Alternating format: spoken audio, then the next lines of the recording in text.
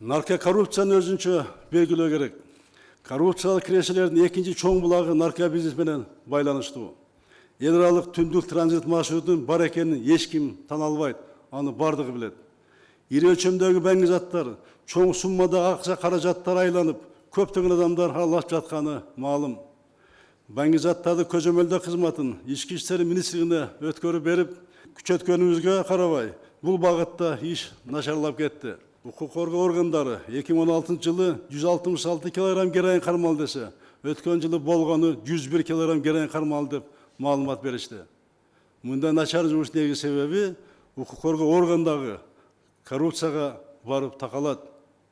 Эмне үчүн булар жөнүндө эч кандай чечкиндүү иш-чаралар жасабайсыңар? Сунуш бербейсиңер. Мына бүгүн чыкты 3 жылдан бери нарко коррупция каршы күрөш боюнча мыйзам өзгөртүүлөрдү бир да көргөн, иштеген органдар мына сунуш бере элек бүгүнгө чейин. Бул фактылар биздин Кыргызстандын эл аралык аброюна мына шек келтирип жатат. Коррупциянын бир кесепетинен бюджетке миллиард деген сомдор түшпөй келүүдө. Салык бажы тармагында жана өлкөнүн сырткы соода чөйрөсүндө чоң резервтер бар. Бирок көмүскө схемалар аркылуу миллиардтан каражаттар бюджеттен сыртынан кетүүдө.